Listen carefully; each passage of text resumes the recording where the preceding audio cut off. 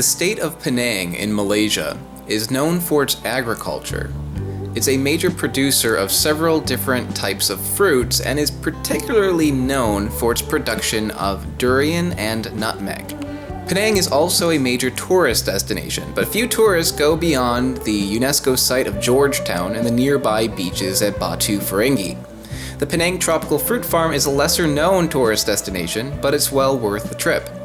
You can travel to any island and lay on a beach, but at the Tropical Fruit Farm, you can get a chance to experience something truly unique to Penang.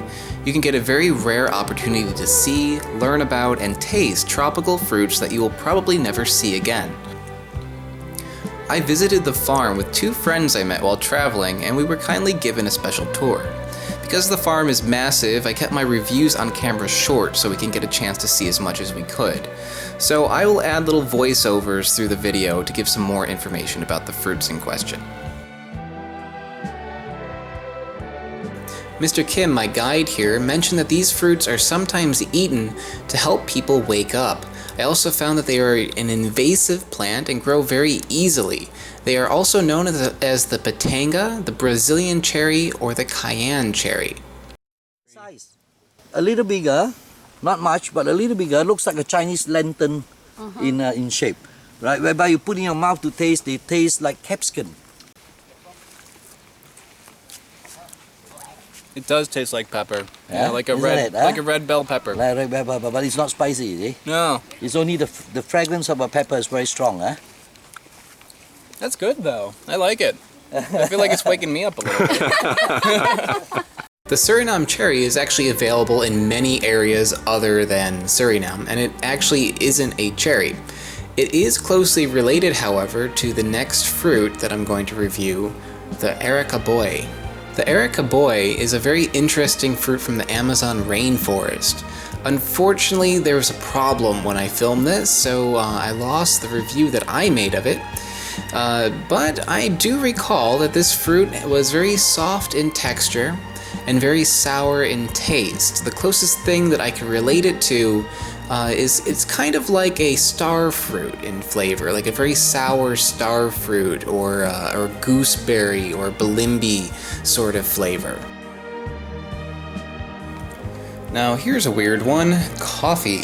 Coffee beans are actually the seed of the coffee berry.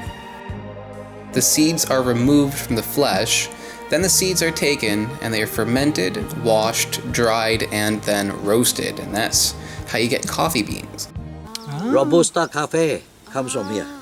So Robusta Cafe, whereby they have a high content of caffeine. So that's why whatever commercial market you outside where you buy your coffee, they have to add Robusta to get you addict into it. No sleep for a couple of days. So they join with Arabica, whereby they have beautiful fragrance, right? So that's how they get in, join together, you get the mixture, and then you get all the taste, and that makes you happy. What do coffee berries taste like? Bland and chalky, kind of like chewing on a green stick. Not so good. Whereby our local people here, we use the seed to cook, to thicken our gravy. Okay. So if let's say you want to cook curry or something in gravy form, you want to thicken it, you put the nut inside, you boil it together. The content of oil comes out, they will thicken your gravy.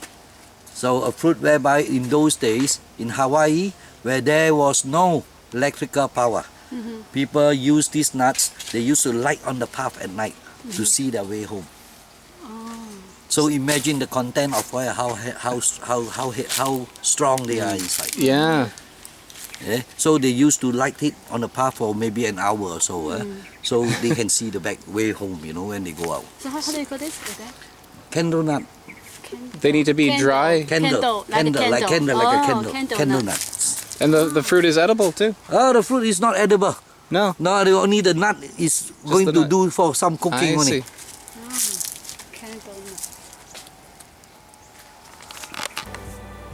I was really excited to try this one, the star apple. Star apples are also known as milk fruit, and in Vietnam and Sierra Leone, it is called breast milk fruit. In South India, it's called golden leaves because, as you see here, the leaves are gold on one side and green on the other. Star apple, grapefruit. Star apple is a fruit whereby when they get right matured, they can come up to the size of like an apple, like this one here. Hold on,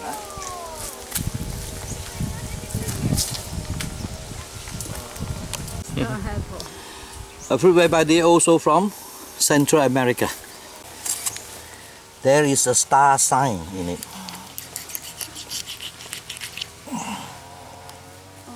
See, there's a star. Right? When they're not fully ripe, you pluck it, it'll be oozing out with a lot of latex. Some people call this milk fruit. Milk fruit. Milk fruit. Yeah, you can see on the sides there. It's got you see? some... So the juice, they come out, they're white in color too, like milk, when you're sucking them. They're beautiful, nice. Right? You can try this. Come.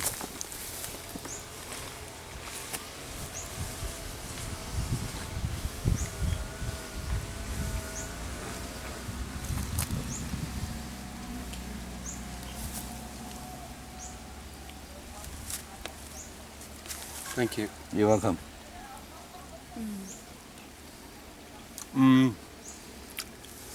They have a fragrance taste like milk. Yeah. Little bit of an orange. Yes. Orangey flavour. It's a little bit like, how do you call it? Abu fruit? Abu. Abu fruit. Abu, a little bit. The bit. texture. The texture, The especially, texture looks a little bit like abu. Yes. Yeah, just like that kind of gel, yes. kind of taste. Yes. Makes me think of a melon though, like the flavor, just kind of like a mild, Yeah. Mild melon. mild sweet, like Yeah. cucumbery. Yes. The flavor of the star apple was familiar when I tried it, but I couldn't quite place it. But now I think I figured it out. It tastes a little bit like a persimmon, and also it has a very similar texture to a persimmon. That's it for now. Tune in next week for part 2 of my Penang fruit farm tour, where I will try several